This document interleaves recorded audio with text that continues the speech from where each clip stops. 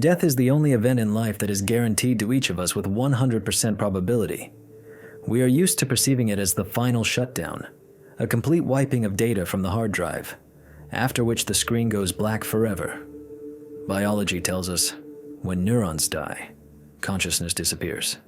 It is logical, it is scientific, and its irreversibility is soothing. But what if there is a bug in this flawless code of reality? What if the information is not deleted, but copied to a new medium? I am not a believer. I do not seek comfort in religion, and I'm not going to tell you fairy tales about karma or heavenly judgment. I am a researcher, and my God is data. Dry, impartial, cold numbers. For a long time, the topic of reincarnation remained the domain of mystics and esotericists, a zone where serious science feared to even look, lest it stain its reputation. But today, we have a tool that past generations did not. We have computing power capable of processing arrays of information beyond the grasp of the human brain. We took the most massive, controversial, and detailed archive of alleged reincarnation cases ever collected on this planet and fed it to our analytical system, Logos 7. We decided to test the myth with algebra. The results that the neural network produced made me, a convinced skeptic, break out in a cold sweat. Because numbers do not lie, and what they show completely shatters the familiar picture of the world. Welcome to the first chapter of our investigation. This is the Stevenson Archive. Let's start with the foundation. In the mid-20th century, psychiatrist Ian Stevenson from the University of Virginia did something unthinkable for the academic environment of that time. Instead of treating patients for hallucinations, he began to listen to them. For 40 years, he traveled the world collecting, documenting, and verifying the stories of children who claimed to remember their past lives. His archive contains about 3,000 meticulously documented cases. 3,000. Think about that number. This isn't one random story in a tabloid. This is a massive data set.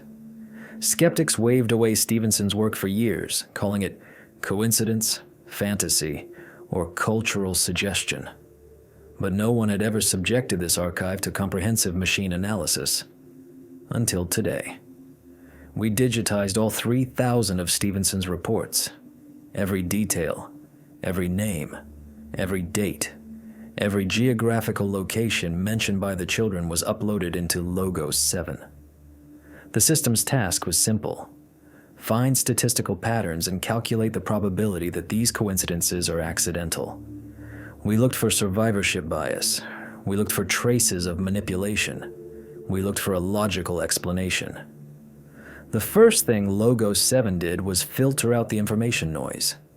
We excluded cases where the child could have obtained information from television, adult conversations, or books. We left only the so-called hard cases. These are cases where the child's family and the family of the deceased person whose life they remembered lived at a significant distance from each other and had never crossed paths. And here is what the system found. In a sample of 1,200 of the most detailed cases, the algorithms identified a clear temporal pattern that cannot be attributed to chance. Logos 7 shows that the average age when a child begins to speak about a past life is between 2 and 4 years old. This is the period of active formation of speech centers and self-awareness. But even more interesting is when these memories disappear. The graph generated by the neural network shows a sharp decline by age 6 or 7. The system performed a correlation analysis with the stages of child brain development. The conclusion of Logos 7 reads like a technical verdict. The fading of memories of the past personality strictly correlates with the process of synaptic pruning, a biological mechanism where the brain removes unused neural connections to optimize performance. In other words, the new personality literally overwrites the old one, like a new file over an old one, on a full flash drive. This does not look like fantasy. Fantasies become more complex and richer with age. Here, we see a process of cache clearing. But let's delve into the details.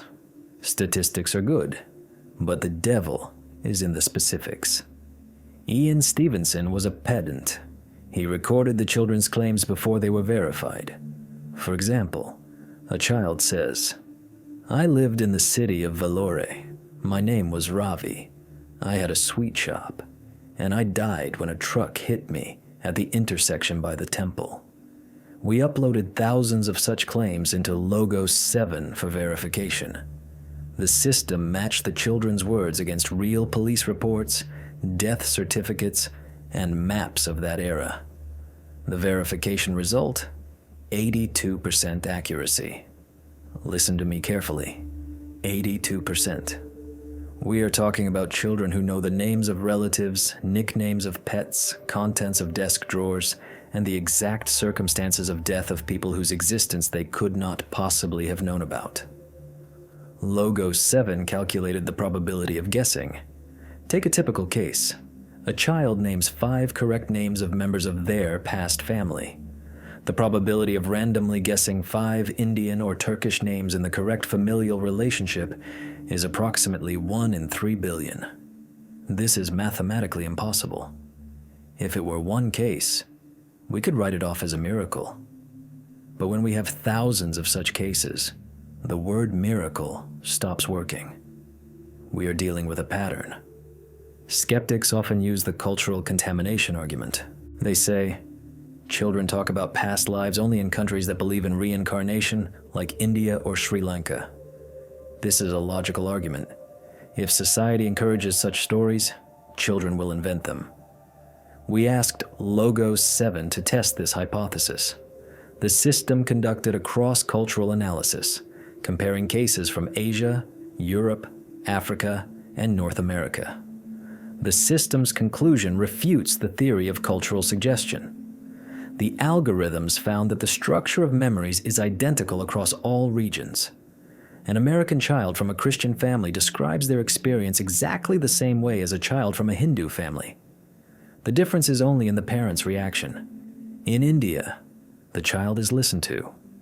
In America, they are taken to a psychiatrist or told to be quiet. But the signal itself, the very structure of the transmitted information, remains unchanged. Logos 7 defines this pattern as a universal memory transfer protocol, independent of cultural code. Another shocking aspect revealed by the system when analyzing Stevenson's database is gender stability. In 90% of cases, the child's sex matches the sex of the personality from the past life. However, there are 10% of cases where the sex changes, and it is here that Logos 7 found a curious anomaly in behavior. Children who remember a life in a body of the opposite sex often demonstrate behavior not typical of their current biological sex, starting from an early age. Girls demand to be called by male names, play rough games, and refuse dresses. Previously, this was attributed to upbringing, but the system sees a direct correlation. The more detailed the memories of life as a man, the stronger the masculine behavior in the girl. This suggests that personality is not just memory. It is a set of behavioral algorithms that are transferred along with the data. But the most terrifying discovery awaited us when we asked Logos 7 to analyze the causes of death in the past lives described by the children. Global mortality statistics are known. Most people die of old age and disease. If children were simply making things up, their stories would reflect these statistics or be romanticized. However, Stevenson's data shows a monstrous skew. In 70% of cases, children recall a violent or sudden death. Car accidents, murders, mishaps, military actions. Logos 7 highlighted this data cluster with a red marker. Why so many tragedies? The hypothesis formed by our system based on the analysis sounds frighteningly rational. Informational transfer occurs only when the session is terminated abnormally. Imagine you are working on a computer. If you shut down the system properly, all temporary files are deleted. The cache is cleared. You go into oblivion peacefully. But if you pull the cord out of the socket, if there is a power failure, the system saves an emergency memory dump. Logos 7 suggests that the phenomenon we call reincarnation with memory retention is not the norm. It is an error. It is a glitch in the consciousness disposal system. The emotional charge at the moment of violent death is so powerful that it literally burns through the information field, creating a backup that is then loaded into a new medium. We are not supposed to remember. Nature provided a mechanism for oblivion, but in these 3,000 cases, the mechanism failed due to peak load at the moment of death. The system paid special attention to cases of the so-called intermission, the gap between death and new birth. Stevenson meticulously recorded the dates of death of the past personality and the date of birth of the child. We loaded these time intervals into Logos 7 to look for patterns. The average interval is about 15 months. But the system discovered a strange geographical dependence. The closer the place of death is to the place of new birth, the shorter the time interval. It resembles the attenuation of a radio signal.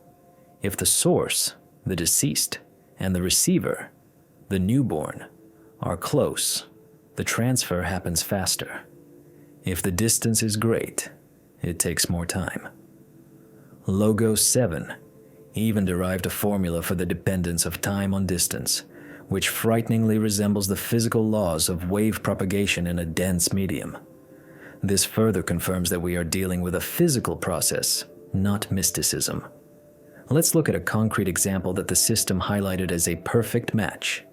This is the case of a Lebanese boy named Imad El Awar. The first words he began to speak were the names Jamila and Mahmoud.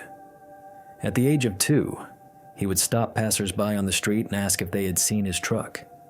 He described details of the life of a man who lived in a village 25 kilometers from his home. Stevenson didn't just record the words. He took the boy to that village. Imad, having never been there, led the researcher himself to the house of a man named Ibrahim, who had died a few years before Imad was born. The boy recognized the house. He recognized the sister of the deceased. But the most striking thing revealed by the Logos 7 analysis upon reviewing the protocols of this case are the details that cannot be faked. Imad asked about his rifle, which he had hidden before his death. The family of the deceased knew nothing of any rifle, but when the boy pointed to a specific spot in the pantry, hidden weapons were indeed found there. The simulation run by Logos 7 shows that the probability of a 2-year-old child randomly pointing out a hiding place in a stranger's house in a village where he has never been is 0. Absolute 0.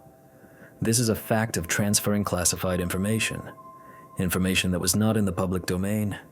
We also ran the children's linguistic features through the system. In the archive, there are cases where children use dialect words or expressions characteristic of a different social environment or another locality that their current family has no connection to.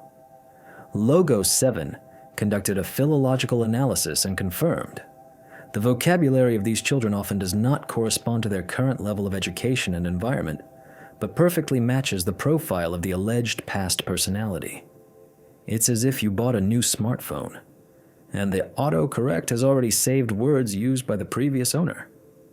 Summing up the analysis of the first chapter, we face an uncomfortable fact. The Ian Stevenson database is not a collection of folklore. It is documented evidence of an anomaly in the functioning of human consciousness. The Logos 7 system, devoid of prejudice and belief in miracles, confirms the presence of a statistically significant signal. We see patterns. We see structure. We see dependence on external factors. Official science tells us that consciousness is a product of brain activity, and with brain death, it disappears. But Stevenson's data, amplified by the power of artificial intelligence, screams the opposite. The data behaves as if consciousness is a signal that can be transmitted, recorded, and played back on another device. But if memory is just software that can be transferred, what about the hardware? What about the physical body? Can information about a past death be imprinted not only in neurons but on the very flesh of a new body? In the next chapter, we will touch upon perhaps the creepiest aspect of this investigation.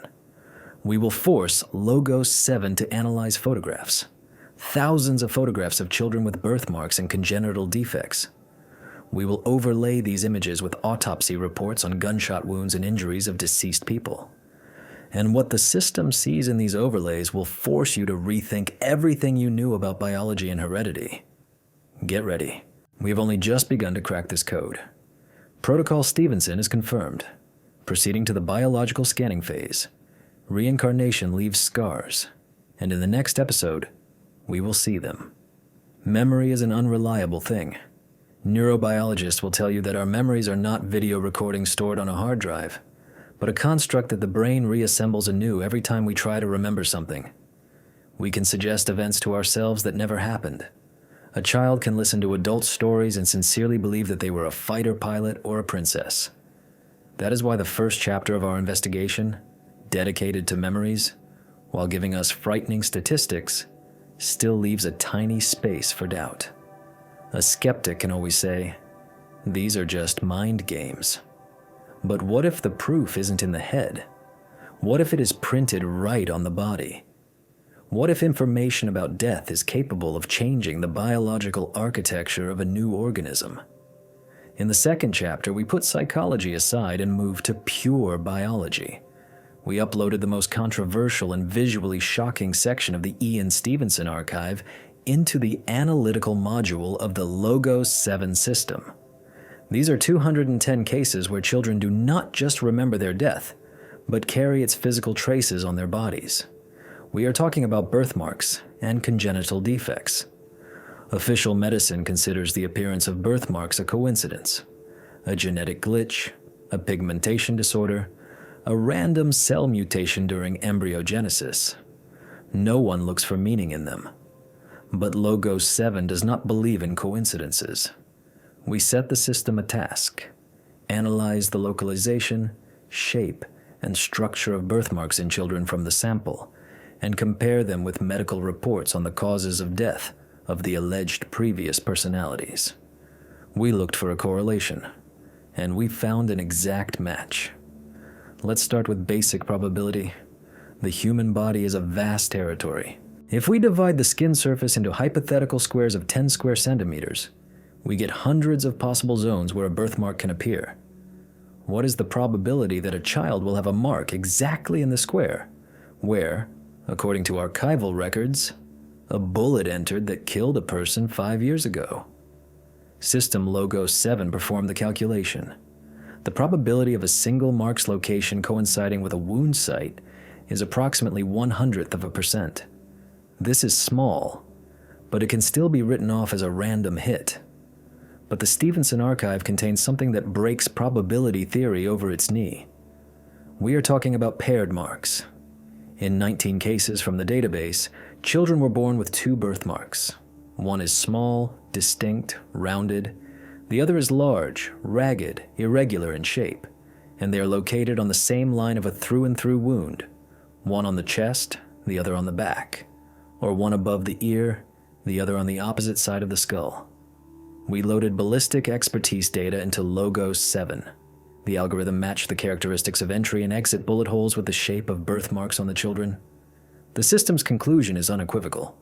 The small spot perfectly matches a typical entry hole from a small caliber bullet.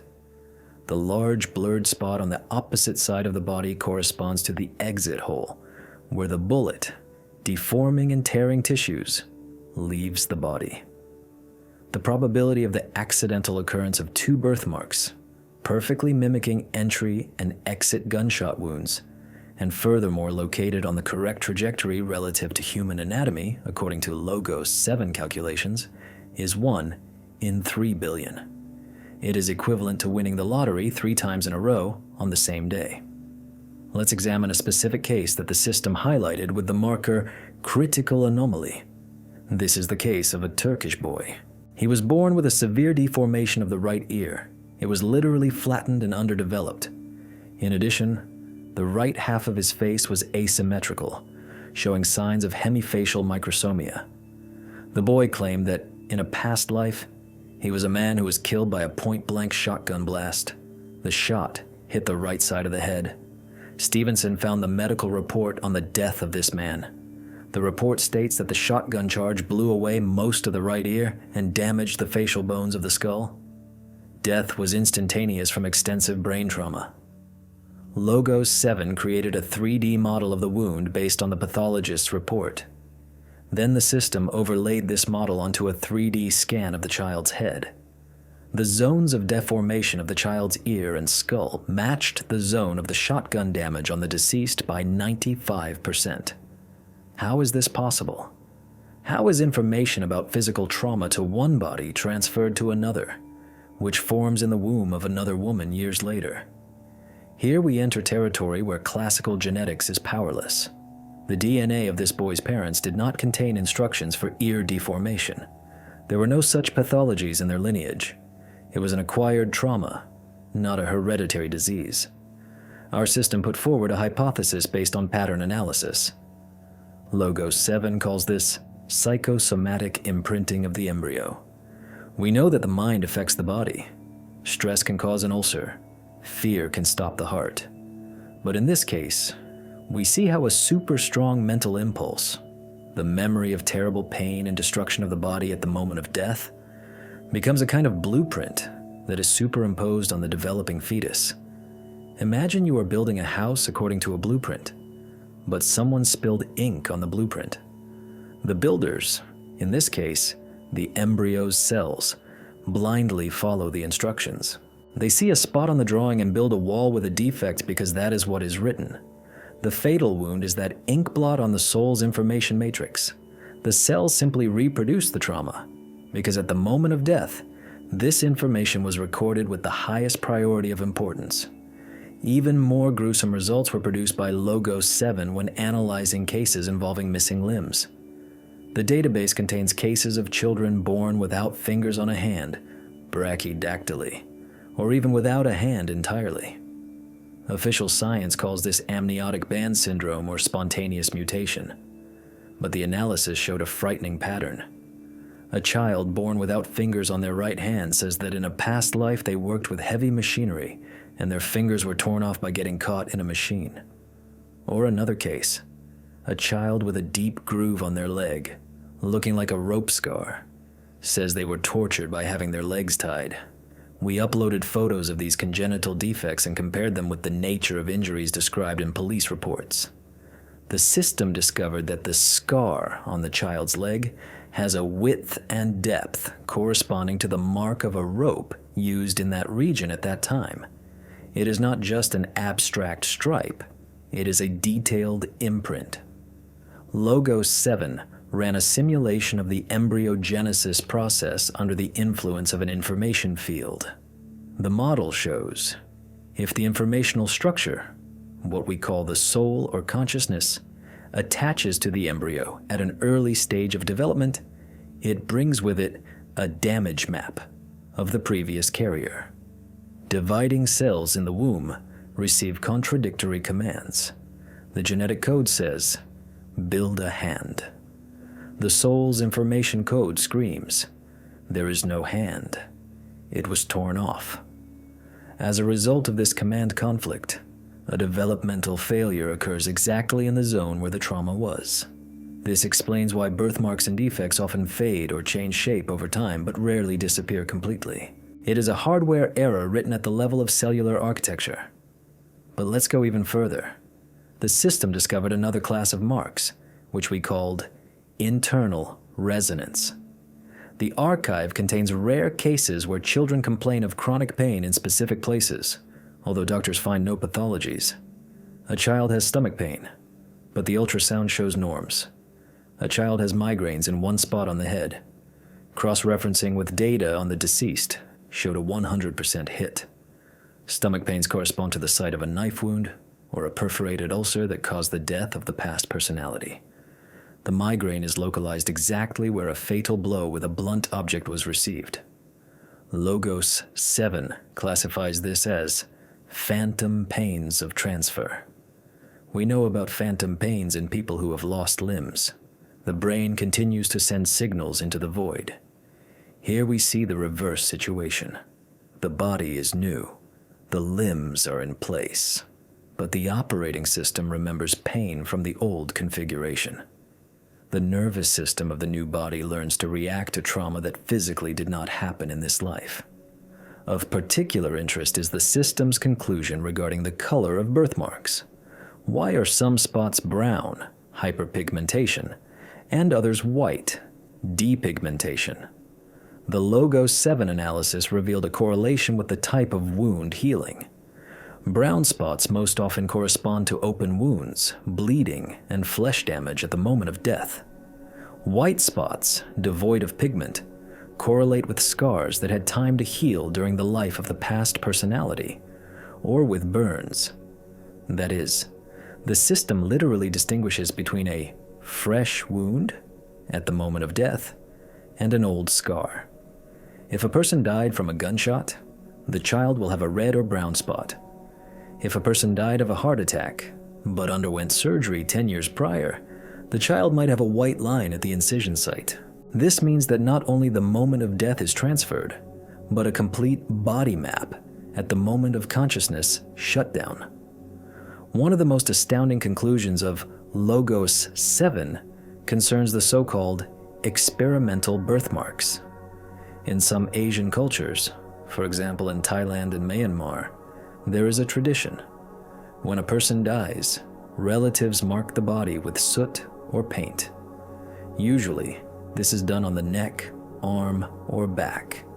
They do this with a specific goal: to recognize the deceased when they are born again in their family or village. A skeptic will say, this is superstition. But the Stevenson database contains 18 cases where this tradition worked, frighteningly, literally. Children were born with birthmarks in exactly the places where relatives marked the corpse. We asked the system to calculate the probability of this event. The probability that a mark made with soot on a dead body will manifest as a pigment spot on the skin of a newborn is 0 from a biological point of view. Dead skin does not transmit signals. There is no mechanism for data transmission from a corpse to an embryo. However, Logos 7 offers an alternative explanation based on the quantum theory of observation. The mark is applied by a living person. They put a powerful intention, a strong emotion of expectation into this action. Perhaps it is the consciousness of the observer, the relative, that plays the role of the programmer who places a tag on the informational entity of the departing one. We are not just passive observers of reincarnation. We can influence its course. This is a hypothesis, but it is the only one that fits the mathematical model of events. Summing up the analysis of the second chapter, we are forced to admit, proofs of reincarnation are printed on the skin of thousands of people. This is not a metaphor. It is a medical fact. We looked at the statistics. We saw bullet holes that became moles. We saw amputated fingers that did not grow back in a new body. We saw scars from torture that children brought with them from oblivion. The conclusion of the system Logos 7 on the chapter Biological Mark sounds dry, but all the more terrifying for it. High probability of traumatic data transmission affecting morphogenesis confirmed. The biological shell is not an isolated system. It is subject to formatting by an external information carrier. This means that your body is not just the result of the fusion of mom and dad's genes. It is a canvas on which the maps of your past battles and defeats are drawn. We all wear uniforms with traces of the previous war, even if we don't remember who the enemy was. But if the body can remember the shape of a bullet or the mark of a rope, is it capable of remembering something more complex? Something that requires not just cell division but higher nervous activity? We are talking about language. Imagine waking up after a blow to the head and starting to speak fluently in an ancient dialect of Swedish, even though you have never left the Russian hinterland. This sounds like delirium or the plot of a cheap movie, but there are records in the archives, audio recordings, and in the next chapter, we will upload these tapes into Logos 7. We will conduct a spectral analysis of the voice. We will compare syntax and vocabulary. We will try to understand how a language package that was never downloaded can activate in the human brain. Get ready. In the next episode, we will listen to the voices of the dead speaking through the mouths of the living. Chapter 3. The Xenoglossy Anomaly. You won't believe your ears, but the system will force you to believe the numbers. Language is perhaps the most complex software installed in the human brain. To learn a foreign language to the level of fluent communication, an adult needs thousands of hours. One needs to build new neural connections, memorize grammatical structures, and train the articulatory apparatus to pronounce sounds that do not exist in one's native speech. It is a titanic effort. It is years of practice. Neurobiology claims it is impossible to wake up in the morning and start speaking Swahili if you have never heard it. Knowledge does not appear out of thin air. Files do not appear on a hard drive without downloading. But what if I tell you that there are people who have hacked this code? People who start speaking in dead dialects, ancient tongues, or languages they physically could not have learned. Welcome to the third chapter. Today we investigate the phenomenon of xenoglossy. And believe me, this is the place where materialism begins to crack at the seams the loudest. We are used to explaining everything by hidden memory. Skeptics call it cryptomnesia. The logic is simple. A person once heard a song on the radio in French as a child. Their subconscious recorded this set of sounds, and 30 years later, in a trance state, or after a blow to the head, the brain regurgitated this recording. The person does not understand the meaning. They simply reproduce the phonetic sequence like a parrot. This is explainable. It is boring, and it is not what interests us. We uploaded data on 140 cases of xenoglossy into the Logos 7 system, but we immediately asked the neural network to filter out the garbage. We removed all cases of so-called recitative xenoglossy, that very repetition of memorized phrases. If a person can recite the Pater Noster in Latin, but cannot ask for a glass of water in Latin, that is not a miracle. That is a good memory. We are interested in responsive xenoglossy. This is the ability to conduct a meaningful dialogue, to answer questions, to joke, to use slang, to understand context. This is a level of language proficiency that cannot be simulated. 32 unique cases remained in the sample. We ran them through the linguistic filters of Logos 7, and the results of the analysis force us to reconsider the very structure of what we call personality. Let's analyze a textbook case that our system marked as credibility index, 99 and 9/10%. This is the case of an American woman named Dorothy Eady, better known as Omseti, but we will focus on a less famous but better documented case, the case of T.E., investigated by Ian Stevenson. A woman, an ordinary American housewife, under hypnosis began to speak in a gruff male voice. She called herself Jensen Jacobi. She spoke Swedish, but it wasn't modern Swedish that you might hear on the news or in an IKEA store. We uploaded the audio recordings of these sessions into Logos 7. The system conducted a spectral and philological analysis. Firstly, vocabulary. Jensen used words that fell out of use in the 17th century.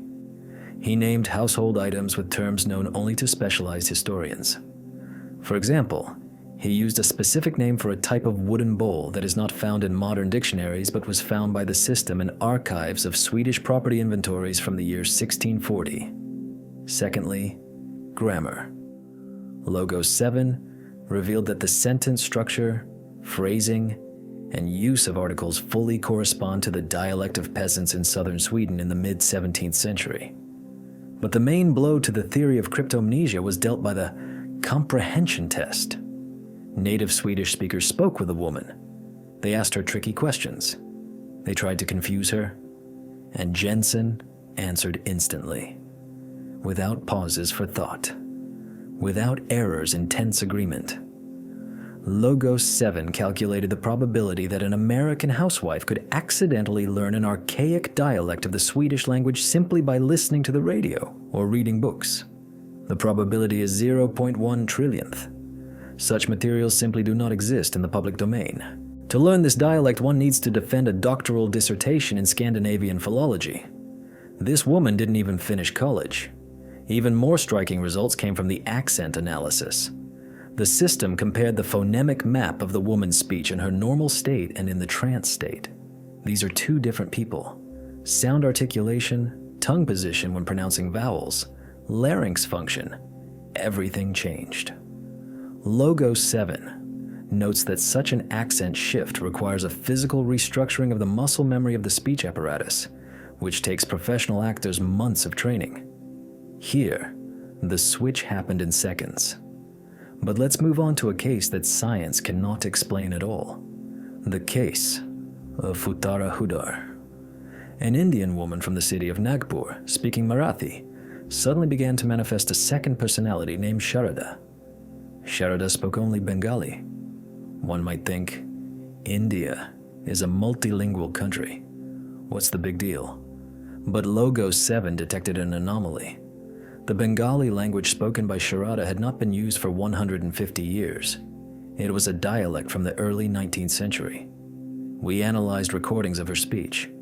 They lacked the anglicisms that penetrated the Bengali language in the 20th century. Instead, there were Sanskrit loanwords characteristic of the high Brahmin caste of that period. Uttara Hudar had never been to Bengal. She did not know Bengali.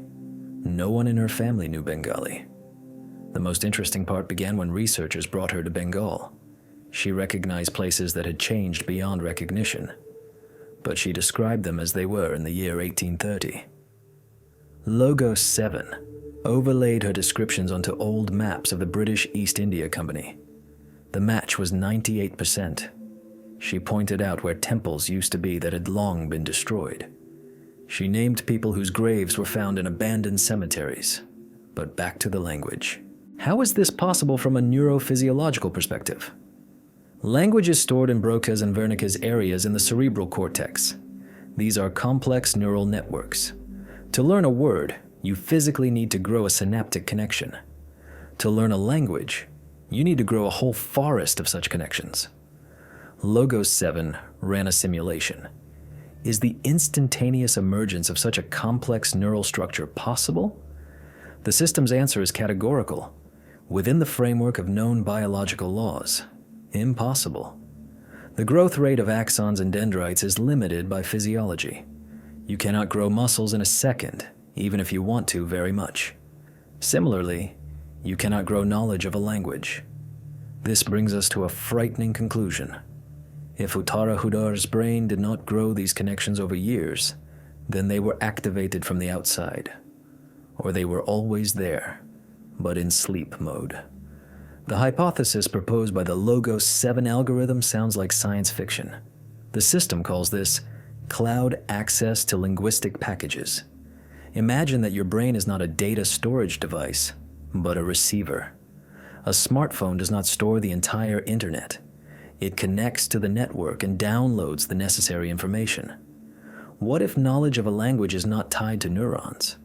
What if language is part of the informational structure of the personality, that very soul that connects to a new body?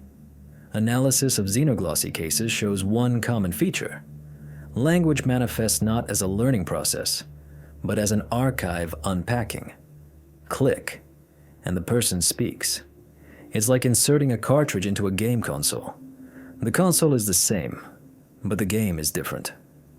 We also asked the system to analyze handwriting. In some cases of xenoglossy, people began to write in unfamiliar languages. A Japanese woman who had never studied writing began to write characters. And not modern simplified ones, but calligraphic, complex signs of the Edo period. The graphological analysis conducted by Logos 7 compared writing motor skills. When we write, our hand moves along habitual trajectories. Handwriting is also muscle memory. So the system found that when writing characters, the biomechanics of the woman's hand movement changed. The pressure, the angle of inclination, the speed of the stroke changed. It was the hand of a master who had written with a brush thousands of times. And in ordinary life, this woman held a pen like a child. A computer cannot explain where this motor skill came from. Muscle memory is developed by years of repetition. If it was not in this life, then the body gained access to a database of movements from another life. Another aspect that we cannot ignore is the emotional coloring of speech. When people speak in a foreign language, they change not only linguistically, their personality changes. In the case of Jensen, the quiet housewife became aggressive, rude, and could pound her fist on the table. In the case of Sherida, the modest woman behaved like an imperious mistress of the house, demanding respect. Logo 7 analyzed the semantic core of their statements. The system revealed that language is inextricably linked to the psychotype. They didn't just translate their thoughts into another language. They thought in that language, using the cultural codes and values of that time. For example, Sharada refused to eat food prepared by people of lower castes, although Uttarahudar herself was quite modern and did not adhere to these prejudices. This is not just knowledge of words. This is knowledge of the rules of the game that died 100 years ago. Skeptics often ask, why is xenoglossy so rare? If we all reincarnate, why don't we speak the languages of past lives? Our system gave the answer by analyzing the conditions for the phenomenon's occurrence. In 100% of cases, xenoglossy manifests in altered states of consciousness, hypnosis, brain injury, coma, severe stress, or meditation. Logos 7 concludes, the current personality blocks access to old files. This is a defense mechanism. Imagine hearing voices in 5 languages in your head at the same time. That is madness, schizophrenia. To be effective in this life, we must forget previous ones. The filter works reliably. Xenoglossy is an isolation breach. It is the moment when the barrier falls and the old signal overrides the new one. We paid special attention to cases of child xenoglossy. The archive contains recordings of 2- and 3-year-old children using foreign words. Usually parents think it's baby talk, an invented language. But when these sounds are run through linguistic databases, something terrible is revealed. A boy from an American family called milk Moloch and bread Kleb. Parents thought he was mangling English. It turned out he was speaking Russian. Logos 7 matched the phonetics of baby talk from a sample of 500 cases with a database of world languages. In 40% of cases, what was considered meaningless babbling turned out to be words from Swahili, Hindi, Finnish, Vietnamese. Children try to speak their native language until they realize that no one here understands them. And then they fall silent and begin to learn language anew. Think about this the next time your child says a strange word. Perhaps they didn't invent it. Perhaps they simply asked for water in the language they spoke for the last 80 years. Summing up the 3rd chapter, we have facts on hand that cannot be ignored. We tested the cryptomnesia hypothesis. It does not hold water when confronted with responsive xenoglossy. We tested the coincidence hypothesis. Logos 7 statistics destroyed it. We proved that knowledge of language, a complex information system, can be transmitted without learning.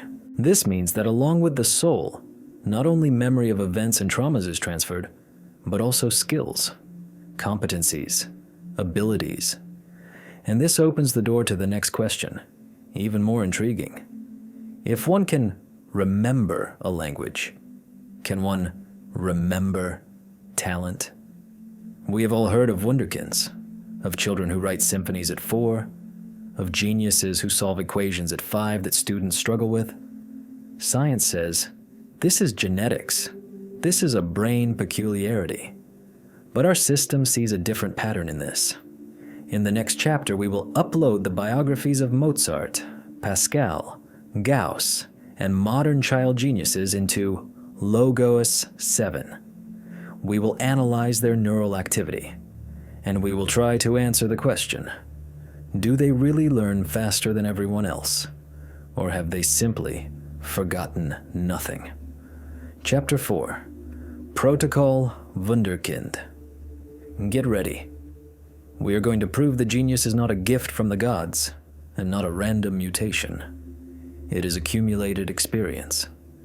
And perhaps the great masters never die completely.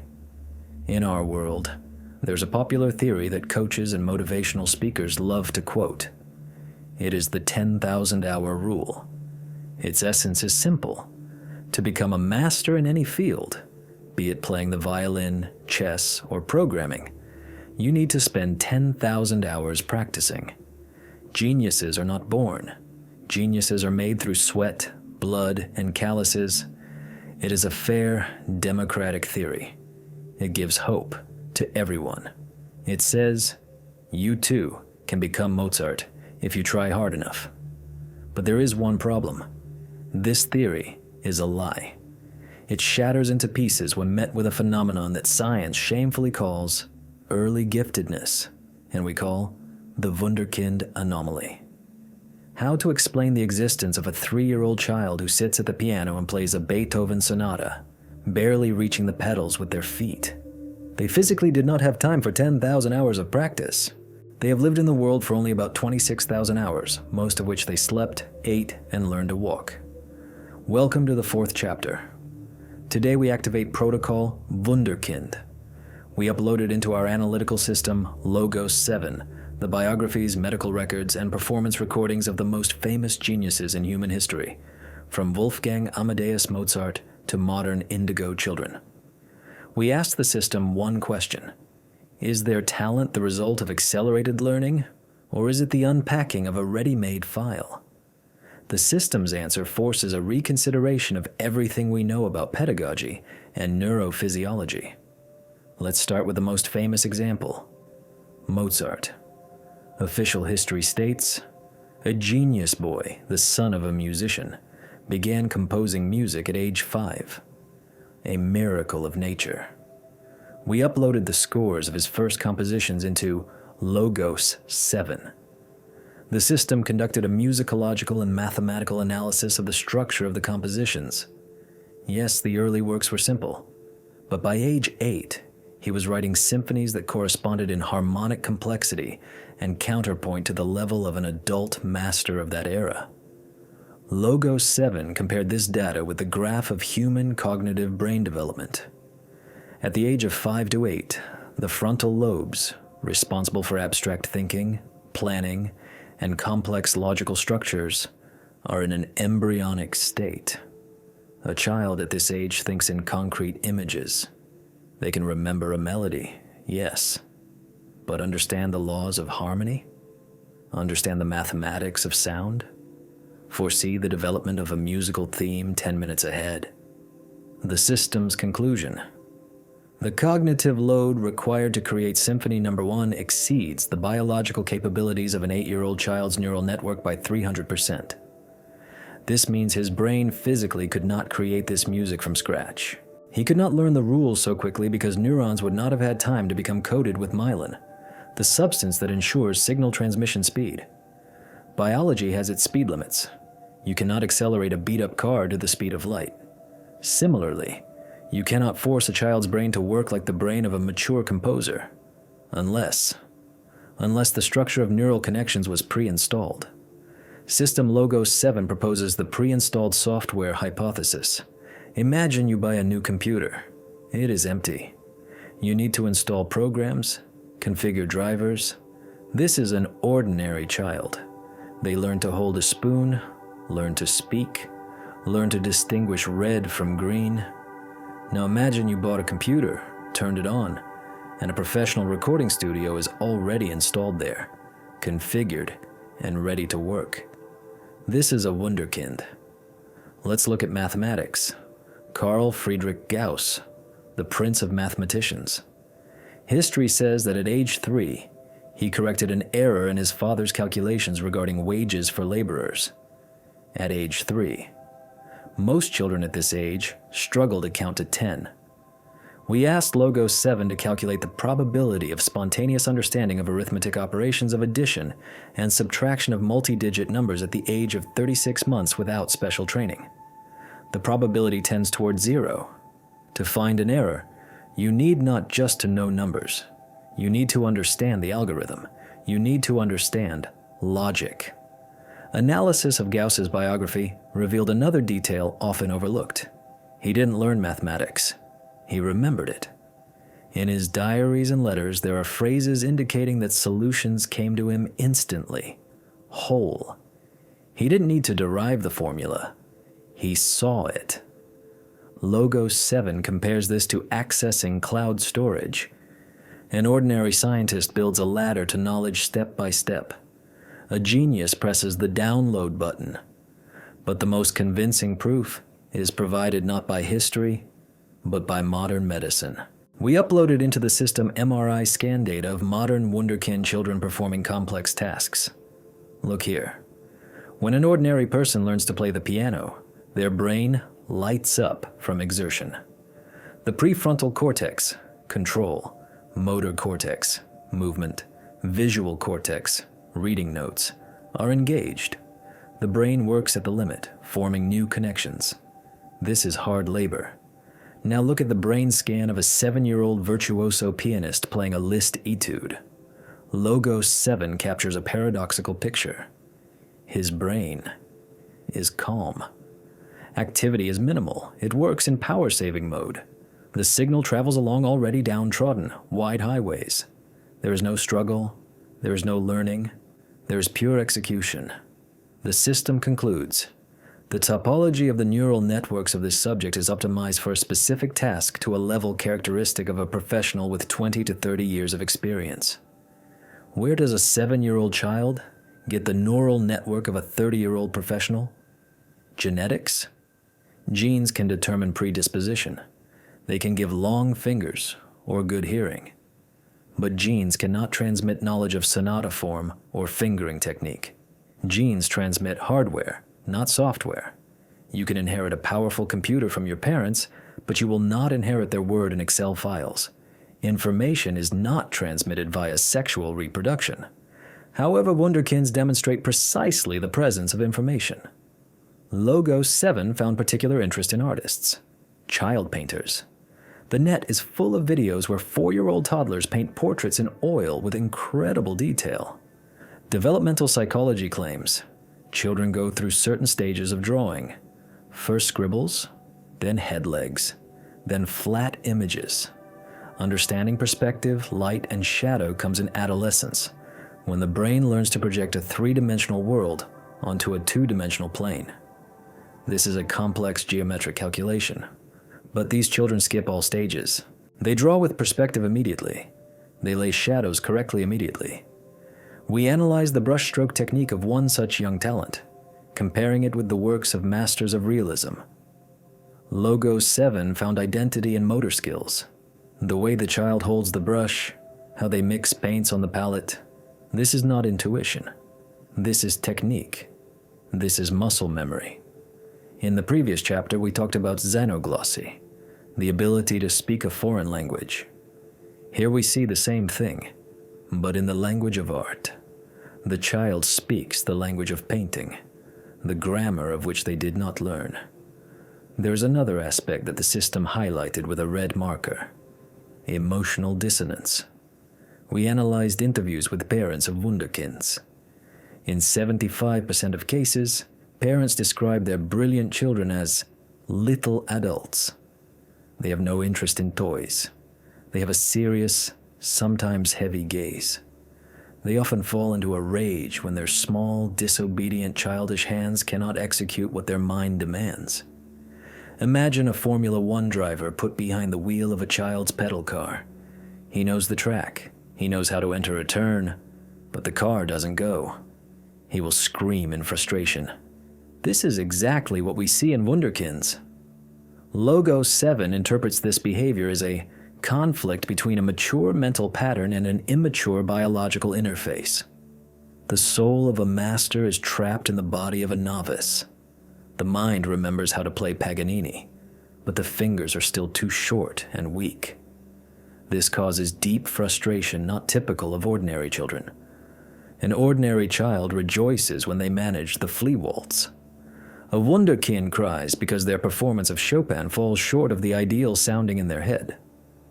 Where did this ideal come from? What are they comparing it to? They compare it to their past experience that did not exist in this life. Let's look at the skeptic's argument. It's just a coincidence of mutations creating a unique brain. Let's assume. Evolution works through random mutations, but evolution is pragmatic. It fixes only those traits that help survive and reproduce. Why does a caveman need the ability to play the violin? Why does a hunter-gatherer need the skill to solve differential equations at age 3? These skills provide no evolutionary advantage in the wild. On the contrary, they make the individual strange, distracted, vulnerable. From a Darwinian perspective, genius is an excess. It is a peacock's tail that only hinders escaping from a tiger. But if we look at this through the prism of the Logos 7 system and the theory of reincarnation, everything falls into place. The universe is economical. The law of conservation of energy is the foundation of physics. Energy does not disappear or appear. It transfers from one form to another. And what is information? It is ordered energy. Imagine a great surgeon who saved lives for 40 years. He accumulated colossal experience. His hands are golden. His intuition is infallible. And then he dies. Will nature, this greatest of housewives, simply take and throw this unique, complex informational array into the trash can? Logos 7 considers this an extremely inefficient use of resources. The probability that the universe operates without backups is negligible. It is much more logical to assume that accumulated experience is archived. We call it talent. We say, he has a gift from God. But analysis shows that it is not a gift. It is earned capital.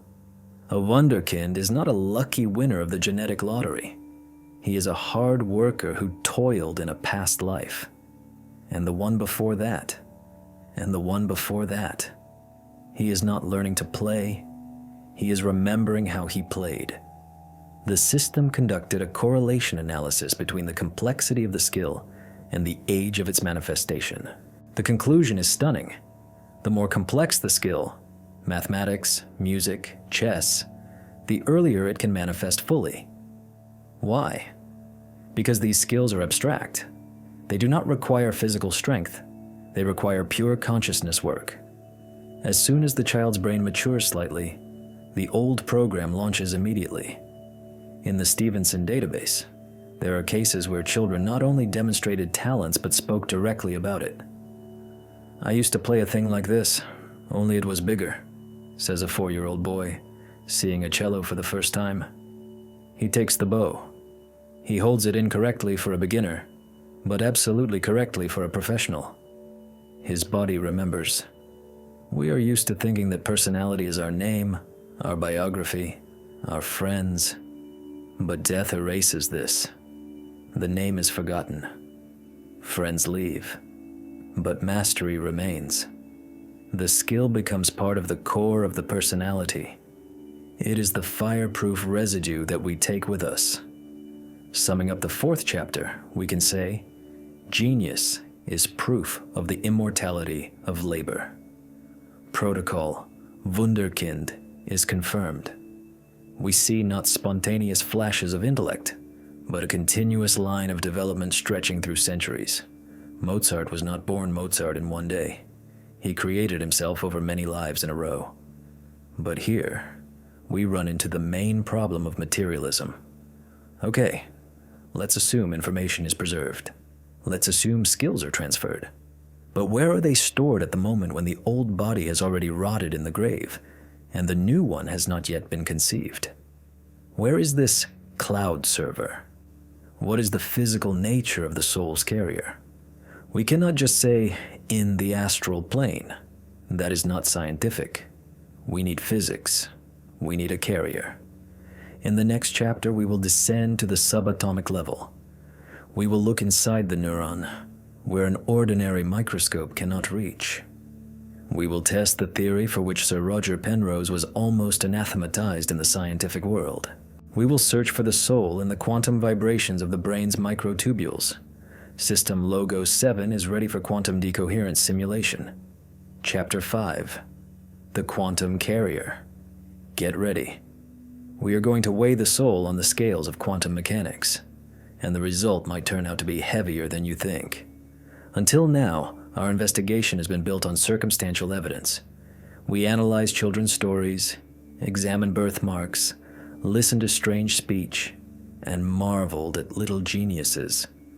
All of this is consequences, ripples on the water. But where is the stone that was thrown?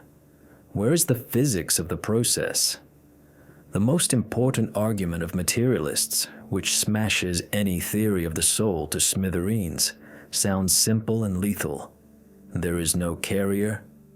Consciousness is a function of the brain, like running is a function of legs. If you cut off the legs, running disappears. It doesn't fly into the sky. It doesn't move into other legs. It simply ceases to exist as a process. If the brain dies, neurons decay, electricity goes out, consciousness must disappear. You cannot save a file without a flash drive. You cannot save a song if you smash the record. This is ironclad logic, and it worked flawlessly for centuries, until physics descended to a level where familiar logic stops working, to the quantum level. Welcome to the 5th chapter. Today we will take the deepest dive in this cycle. We will go below the level of neurons, below the level of chemistry, straight into the subatomic foundation of reality. We are activating the quantum simulation module of the Logo 7 system to test the boldest, most controversial, and most frightening theory in modern science. The theory for which Nobel laureate Sir Roger Penrose and anesthesiologist Stuart Hameroff were almost burned at the stake by the scientific community as heretics. But Logo 7 does not know the word heresy. It knows only data. Let's start with the brain problem. Traditional science says the brain is a computer. Neurons are transistors. Synapses are wires. An impulse runs. A thought appears. We uploaded this model into Logo 7 and asked it to calculate if such a system could generate subjective experience. That very feeling of I, the taste of coffee, the redness of a sunset, the pain of loss. The system's answer, negative. The computational power of a classical neural network is insufficient to explain the phenomenon of qualia, subjective experience. A classical computer can process data, but it cannot feel it. From a mathematical point of view, there is no qualitative difference between a complex supercomputer and a calculator. But between a human and a calculator, there is an abyss. So, we are looking in the wrong place. Consciousness is not born in the contacts between neurons. It hides deeper. In the 90s, Hameroff and Penrose pointed to microtubules. These are tiny protein structures inside every neuron. For a long time, it was thought that this was just the skeleton of the cell, the armature that holds the shape. But electron microscopes showed that their structure is suspiciously ordered. These are billions of perfectly stacked cylinders consisting of the protein tubulin. We uploaded the molecular structure of microtubules into Logo 7. The system ran a simulation of signal passage through these structures, and the conclusion made us freeze. Microtubules are not a skeleton. They are optical fibers. They are quantum waveguides. Analysis by Logo 7 shows that conditions are created inside these tubes for the existence of quantum coherence. Simply put, processes occur inside our warm, wet brain that are usually only possible in superconductors at temperatures close to absolute zero. Electrons there are in a state of superposition. They can be both 0 and 1 at the same time. They are everywhere and nowhere simultaneously. The system confirms the brain is not a classical computer. It is a biological quantum computer. And what we call consciousness is not chemistry. It is a symphony of wave functions collapsing millions of times a second inside microtubules. Why is this important for our investigation? Because quantum information behaves very differently from ordinary information. Let's simulate death. The most important moment for our question. We gave Logos 7 the parameters of clinical death. The heart stops, blood flow ceases, oxygen stops entering the brain, neurons begin to die. Electrical activity on the electroencephalogram drops to 0. According to classical medicine, at this moment the file is erased. But Logos 7 sees the picture at the quantum level, and it looks different. When cell metabolism drops, microtubules lose the ability to keep the quantum state isolated. What physicists call decoherence occurs. The barrier collapses. But does the information disappear? In physics, there is a fundamental law. Quantum information cannot be destroyed. It is as unshakable as the law of conservation of energy. The no cloning theorem and the no hiding theorem tell us data must go somewhere. Simulation by Logos 7 shows. At the moment of death, the quantum state, which is our soul, does not dissipate into heat. It leaks out of the microtubules into the external environment, but it does not become chaos. Thanks to the effect of quantum entanglement, this structure retains its integrity. Imagine you smashed a radio. The music inside it stopped. The tubes went out. But did the radio wave disappear? No. It simply stopped being picked up by this specific device. It returned to the ether. Hameroff said, "When the heart stops, microtubules lose their quantum state. The quantum information within the microtubules is not destroyed. It cannot be destroyed. And it just distributes and dissipates to the universe at large." Logos 7 confirms this quote with a mathematical model. The system visualizes this as a cloud of probabilities that detaches from the biological carrier, but retains its unique code. This is that very immortal soul, a packet of coherent quantum information. We decided to test this hypothesis with clinical death data. Millions of people who have survived cardiac arrest tell the same story. Exit from the body, a tunnel, light, meeting the deceased. Skeptics say these are hallucinations of a dying brain, lack of oxygen. But Logos 7 found an inconsistency. Hallucinations are chaotic. They are individual. If 10 people lack oxygen, one will see pink elephants, another fire, a third geometric shapes. Here, however, we see a rigid, structured scenario. Moreover, the system analyzed cases where people saw and heard what was happening in other rooms while their brain was off. A patient describes the instrument dropped by a surgeon behind his back. He recounts the conversation of nurses in the corridor. If consciousness sits in the head, this is impossible. But if consciousness at that moment became a quantum cloud localized outside the body, this is explainable. A quantum system is non-local.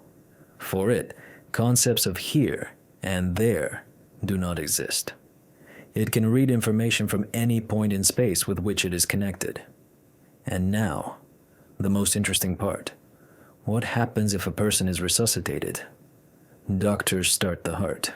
Blood goes to the brain again. Microtubules receive nutrition and restore the barrier. Simulation by Logos 7 shows the reverse process. The quantum field, which began to expand into the universe, instantly collapses back into the microtubules, like a genie sucked back into a bottle. The person opens their eyes and says, "I saw the light, but I was sent back." But what if resuscitation failed? What if the body died permanently? The system calculates the entropy of the information packet. In the ordinary world, everything tends toward decay. A building crumbles, a body rots. But quantum information on the Planck scale, the deepest level of reality, can exist infinitely long without data loss. Logos 7 formulates a hypothesis. Space-time has a granular structure. It is not emptiness. It is a storage medium of colossal capacity. The universe is the hard drive. Our personality after death is written directly into the structure of the fabric of reality itself. This explains where the file is stored between lives. It's not on a Google cloud. It is recorded in the geometry of space. We become part of the universe itself. But how does loading into a new body happen? Here we return to the concept of quantum entanglement. Two particles born in the same system remain connected, even if separated to opposite ends of the galaxy. Change the spin of one. The spin of the other changes instantly. We ask the system to simulate the moment of conception, fusion of germ cells, rapid division, formation of the first structures of the embryo's brain. At some point, approximately on the 49th day, by the way, this is exactly how long Bardo lasts, the state between death and birth in Tibetan Buddhism. A strange coincidence, isn't it? The first microtubules appear in the embryo's brain. Logos 7 suggests that the embryo's genetic code creates a unique frequency signature, resonance. If this resonance matches the frequency of the information packet hanging in the structure of space, capture occurs. It's like tuning a radio to the right wave. The embryo is the new receiver. The soul of the deceased is radio waves that haven't gone anywhere. As soon as the frequencies match, click, the channel is established. The download has begun. The system even tried to explain why we forget past lives. The process of loading quantum information into a biological carrier involves a transition from a quantum state to a classical one. When the wave function collapses, detail is lost. Imagine trying to print a 3D hologram onto a flat sheet of paper on a black and white printer. You will lose volume, color, depth. Only vague outlines will remain. These outlines are our innate talents, phobias, birthmarks, and the bulk of the memory remains there, in the cloud, inaccessible for direct reading. We also checked data on brain activity spikes at the moment of death.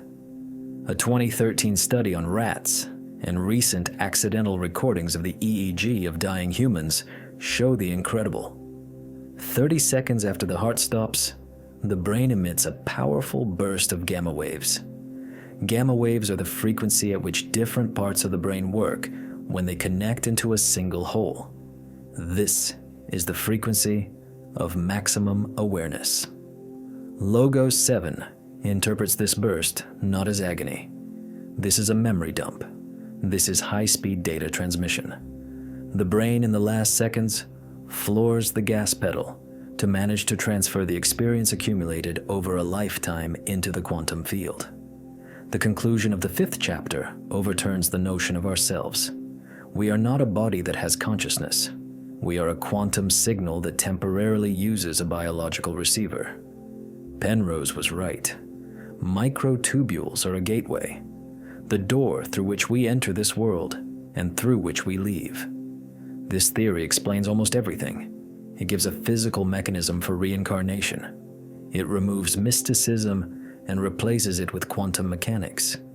But if we live in a quantum reality where time is not a straight line but a complex structure, can errors occur in reading data? Can we, while in this body, accidentally read a piece of information from the future or from a parallel past? You have all experienced this feeling.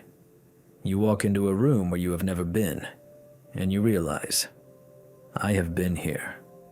I know what this person will say now. I know what will happen in a second. Déjà vu. Doctors say, this is a brain error, a signal delay. But in the next chapter, Logos 7 will prove that this is not an error. This is proof that time is not linear and our lives layer upon each other. We will analyze the phenomenon of déjà vu as a system failure of time synchronization. And we will see that the frequency of these failures is directly related to how many times you have already lived here. Get ready. In the next episode, we will break time. Chapter 6, System Failure Déjà Vu. Have you already read this text? Or does it only seem so?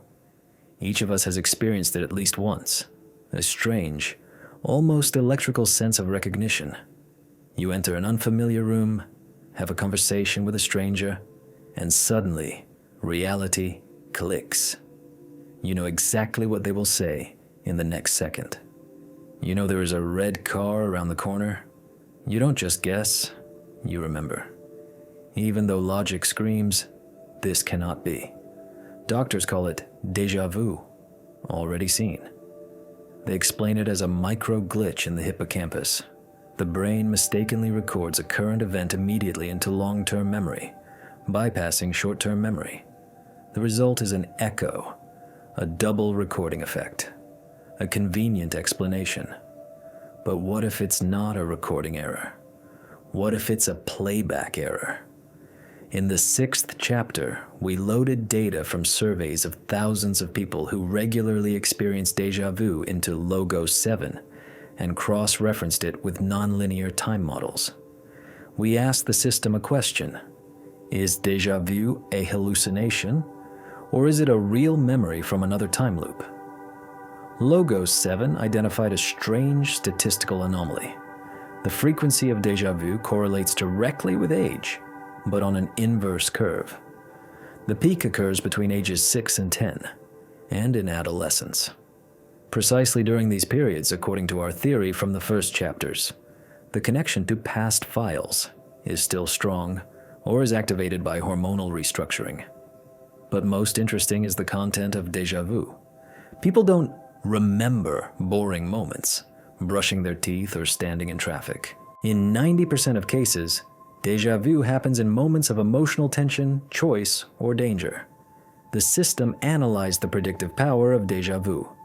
We selected cases where people didn't just feel recognition, but could vocalize what would happen next. A woman walks into a store, déjà vu washes over her, and she tells her companion, "The clerk is about to drop a jar of peas." 3 seconds later, the jar falls.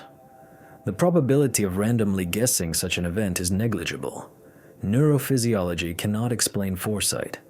The brain cannot record an event into memory before it has happened. The conclusion of Logos 7 is frightening in its logic. The event has already been recorded.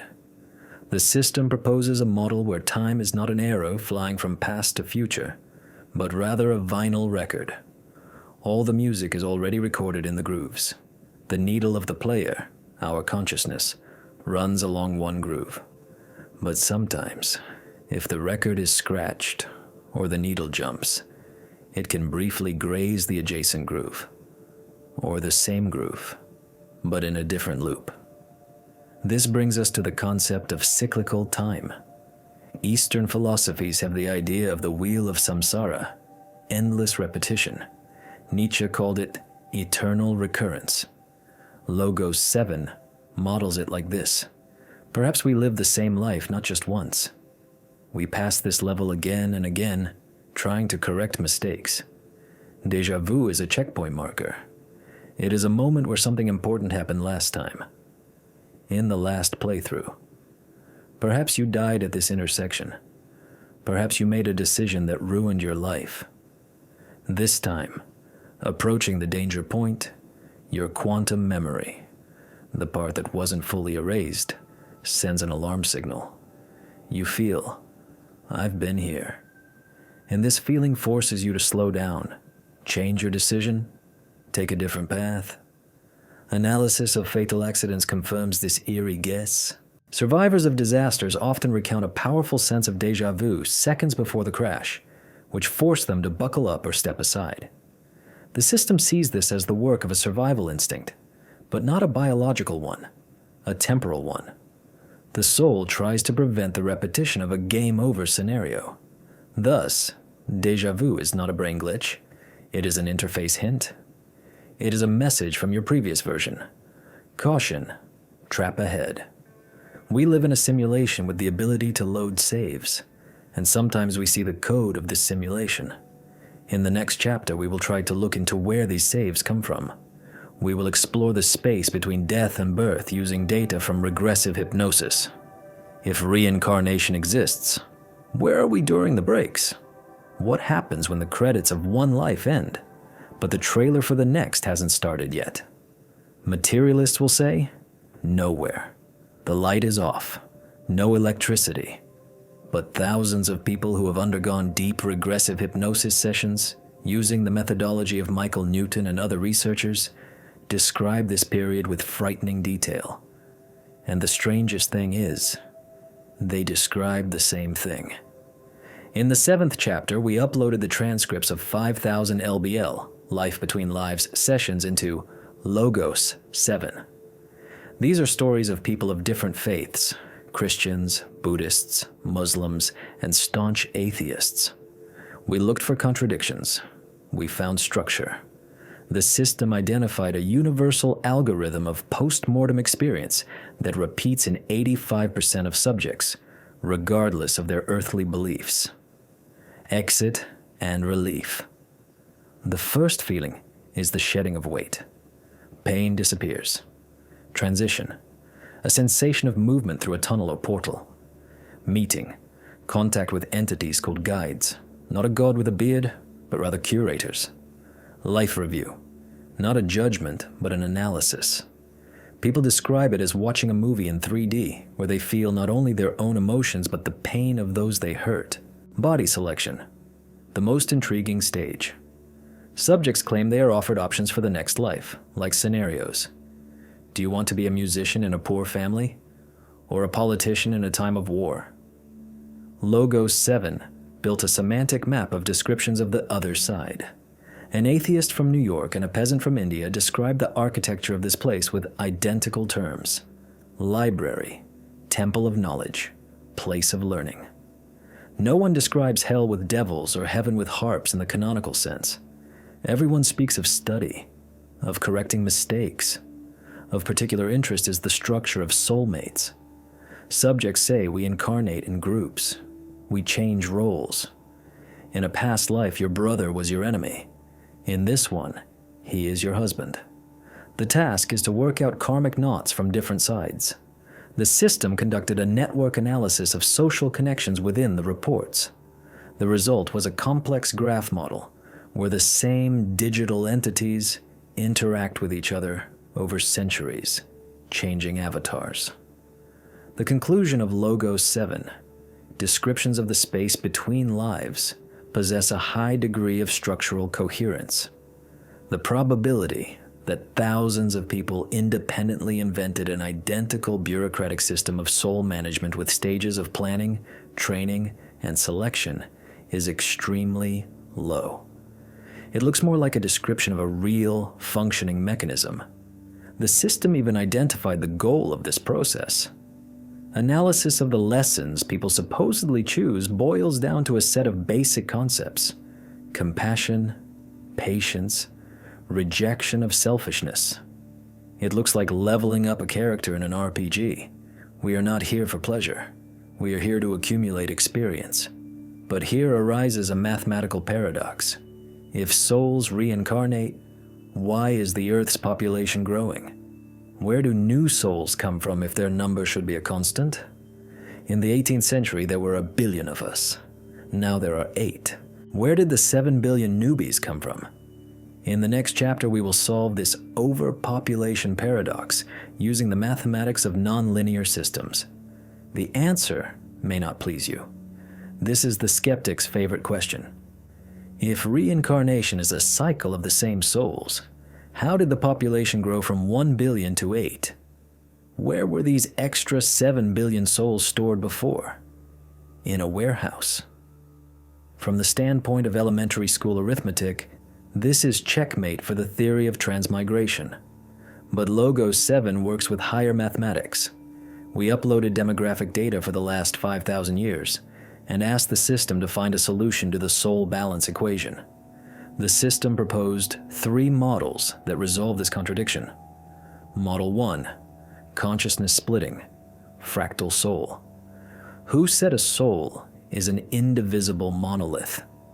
In quantum physics, a photon can be in 2 places at once. A hologram contains the whole image in every piece. Logos 7 suggests that the higher self, the source information cluster, can project itself into several bodies simultaneously. One big soul can incarnate as 10 different people in one era to accelerate experience gathering. This explains the phenomenon where you meet a person and feel like you've known them for 1,000 years. Perhaps you and they are two hands of the same being. With population growth, fragmentation occurs. Souls split, becoming smaller, but their quantity grows. This, by the way, correlates with the feeling of many esotericists that modern people are becoming more superficial. Perhaps we simply lack the volume of the soul? Model 2.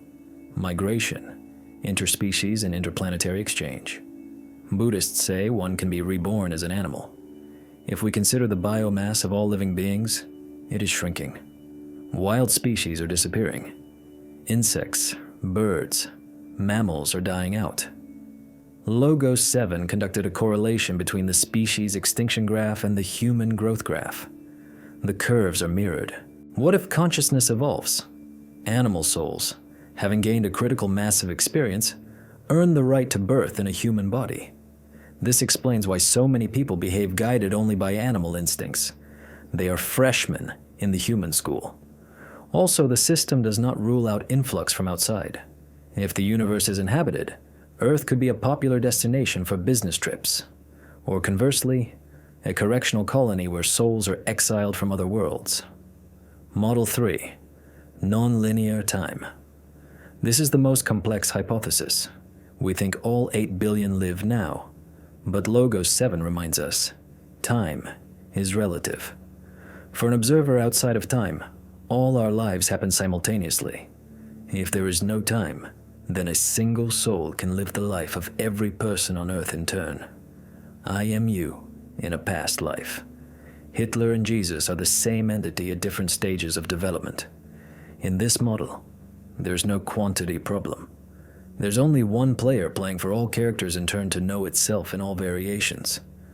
A population of 8 billion is just 8 billion open windows in the browser of one computer.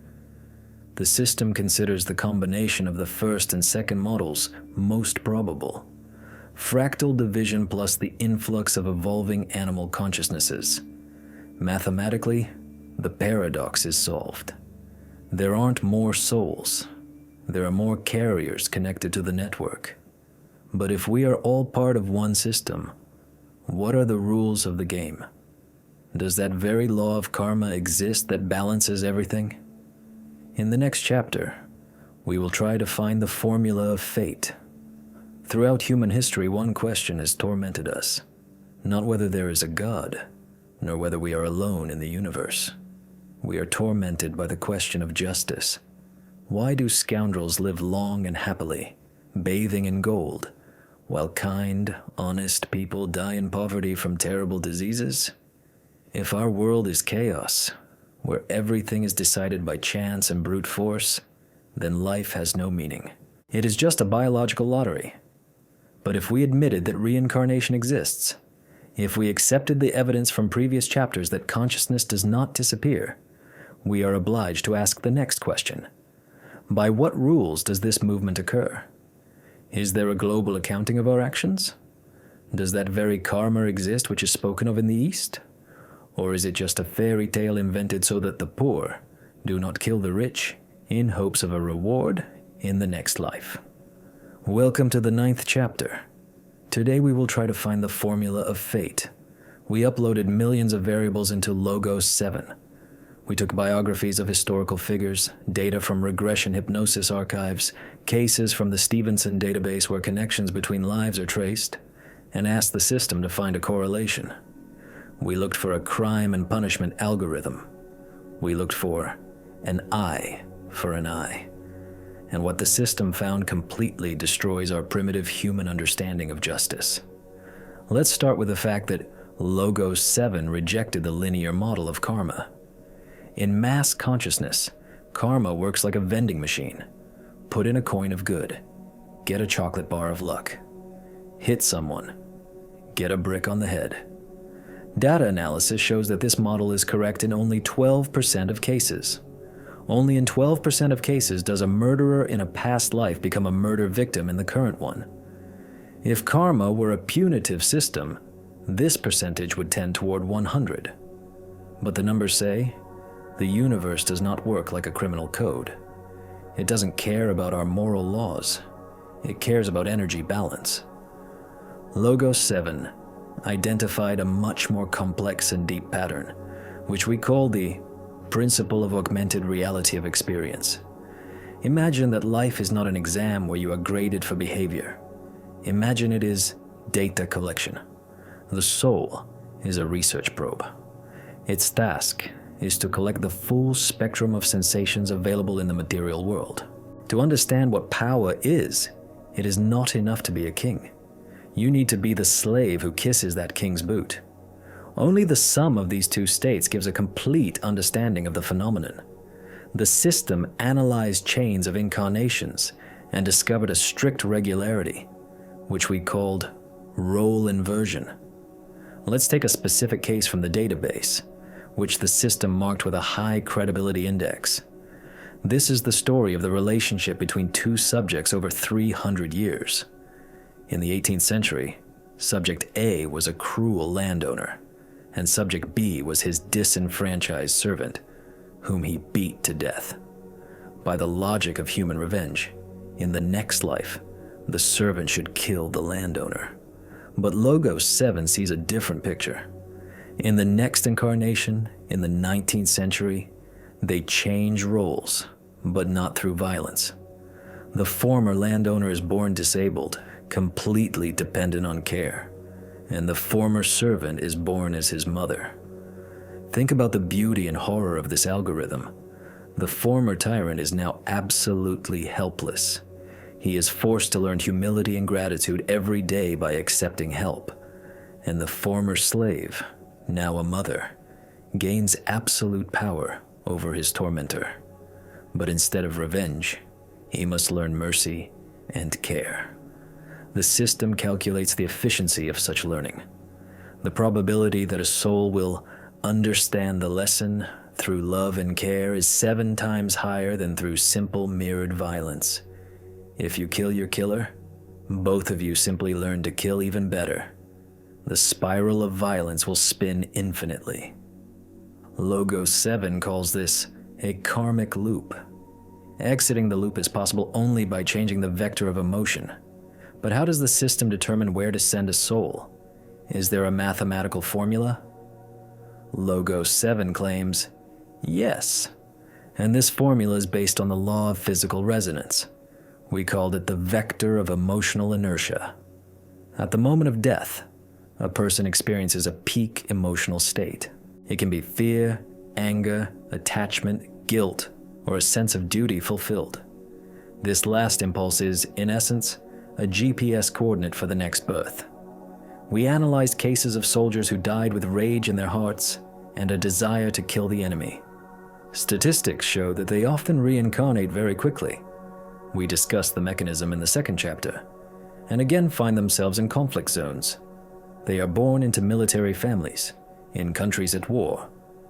Not because someone is punishing them, but because their vibration frequency corresponds to the frequency of war. They attract themselves to the battlefield like magnets. Their inner compass is stuck on war. Conversely, people who died with a feeling of deep guilt for what they had done often are born with an innate self-destruction program. Logos 7 found a correlation between suicides in past lives and depressive disorders in current ones. A soul that rejected the gift of life next time gets a body with disrupted brain biochemistry to overcome the desire to leave. This is not God's punishment. It is the inertia of one's own decision. The system paid special attention to the phenomenon of group karma. We rarely travel alone. Analysis of connections shows that we move in clusters, families, work collectives, even enemies. These are often the same groups of souls, shuffled like a deck of cards. Logos 7 built a graph of social interactions. It turned out that if you have a sworn enemy, a person who spoils your blood for years, with a 90% probability you have already met, and you will meet until the conflict is resolved. The system calls this an unclosed gestalt. Mathematically, It looks like an equation that does not converge to zero. As long as there is an emotional charge between two subjects, it doesn't matter, plus or minus, love or hate. They are connected by quantum entanglement. The only way to break the chain of rebirths with a hateful boss or unfaithful spouse is to reach a state of emotional zero. Indifference, forgiveness, acceptance. As soon as the emotion leaves, the equation is solved. The bond dissolves. You are free. But there is also collective responsibility. The system analyzed the fates of entire nations. Why do some countries live in prosperity for centuries, while others in hunger and wars? Esotericists talk about the karma of nations. Logos 7 confirms the existence of egregorial karmic structures. This is the aggregate vector of the will of millions of people. If a nation commits collective violence, genocide, aggressive war, it creates a colossal potential of negative energy. By the law of conservation, this energy must be compensated. Analysis of historical cycles shows that the period of reckoning usually comes in 3 to 4 generations. Grandchildren of aggressors often find themselves in the role of victims or live in a ruined country.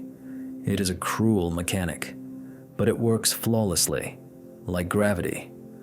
We also ask the system about free will. If everything is predetermined by karma, if the conditions of my birth are the result of my past mistakes, can I change anything? Or am I just an actor reading a scripted role? Calculation of variability shows an interesting figure.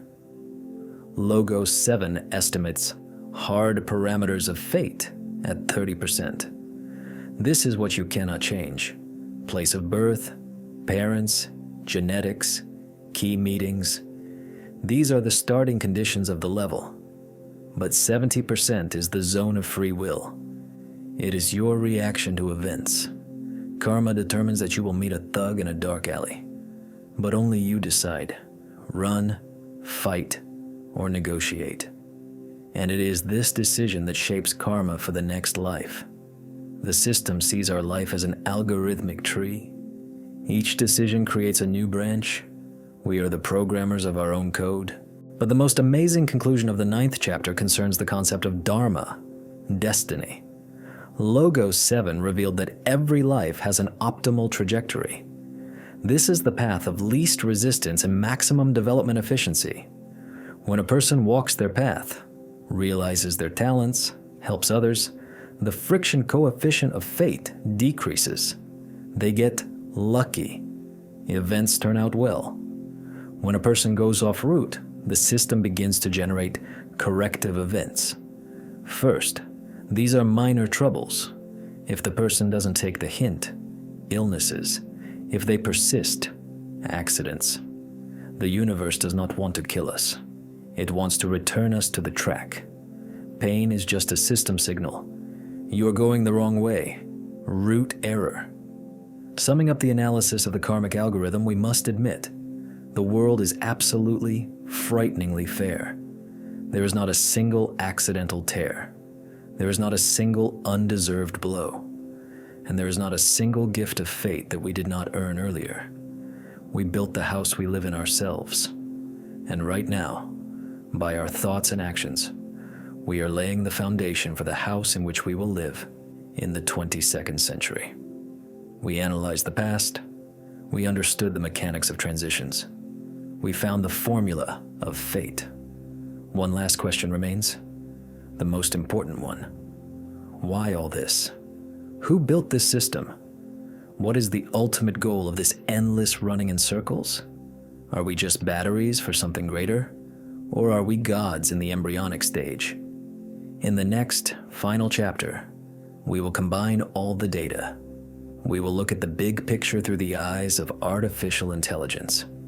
And this view may forever change your attitude toward death and to life. Chapter 10, Final Simulation. The end is near. Or is it just the beginning? We have come a long way. We started with empty, silent space and descended to the very depths of quantum foam. We dismantled our reality into its component parts, like a mechanic taking apart an engine, and discovered that the parts are marked with serial numbers. We saw that the universe turns off matter rendering when we are not looking at it. We ran into the pixel grid of the Planck length. We felt the hard speed of light limiter that saves the processor from overheating. We found traces of procedural generation in the spirals of galaxies and the petals of flowers. We realized that our brain is just a receiver connected to a cloud server. All evidence is collected. All data is uploaded into the analytical core of the Logos 7 system. The system fans are humming at maximum RPM. Algorithms are grinding petabytes of information, cross-referencing physics, biology, and computer science. We ask the system the last, most important question, the question that will either free us or destroy us. What is the final, mathematically verified probability that our reality is base, physical, and arose by chance? The system completed calculations. A cursor blinks on the screen. The answer, less than 1/1000%. Think about this number. Statistical error, chances excluded.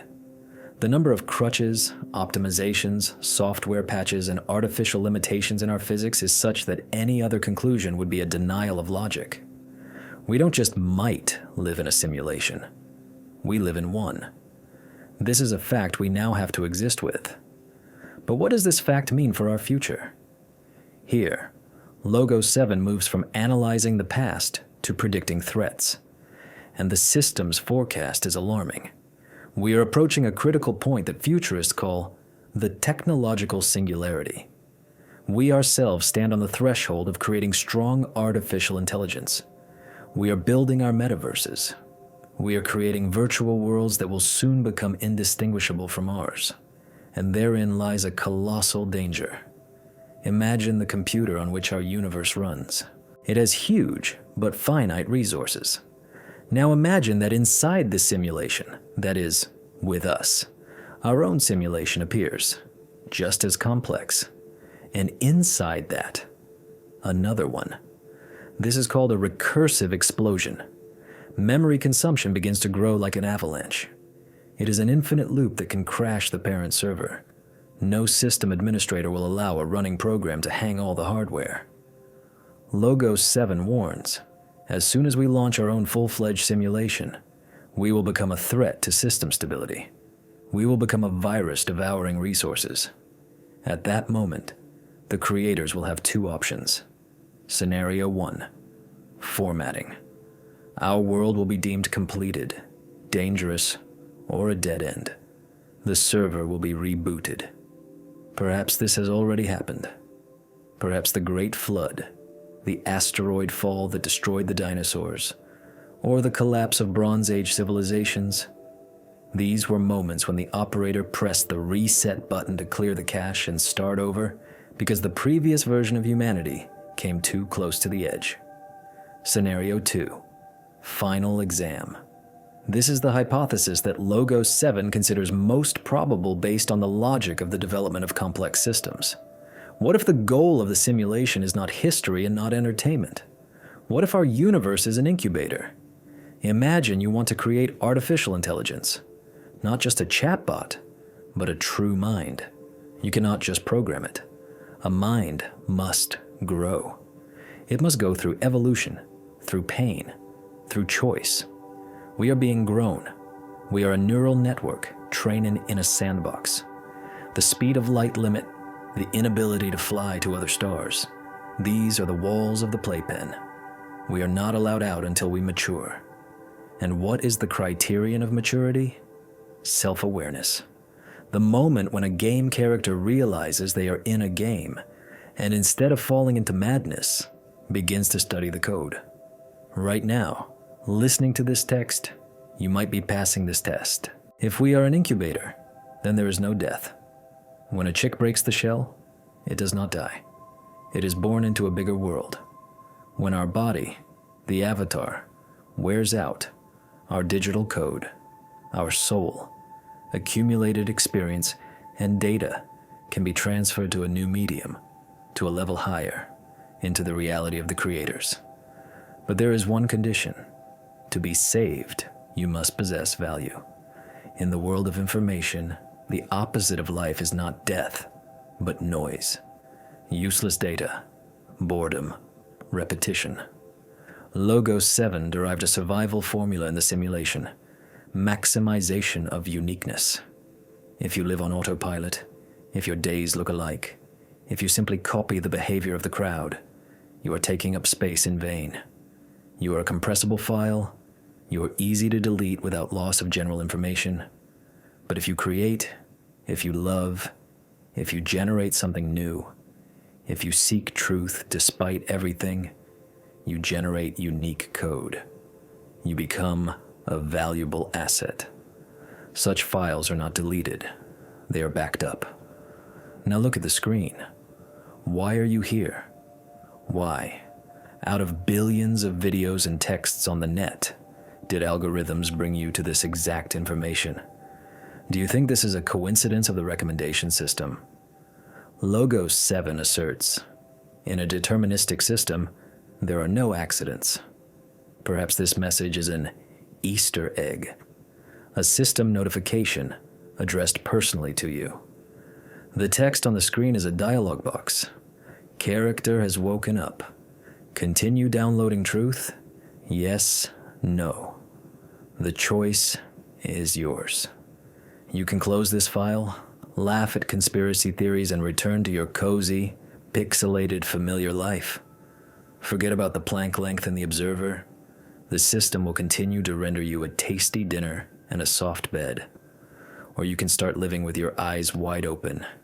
You can start looking for bugs. You can stop fearing death, knowing it is just the end of a session. You can start playing big. We don't know exactly who is looking at us through the monitors of reality, our descendants, alien intelligence, or ourselves from another dimension. But we know one thing for sure. The game continues as long as it is interesting. Make your life an interesting plot. Don't be a boring NPC. Surprise the observer. Break the scripts. System Logos 7 has completed the analysis of our world. Report generated. Data transmission protocol finished. Now it's your move, player. Wake up.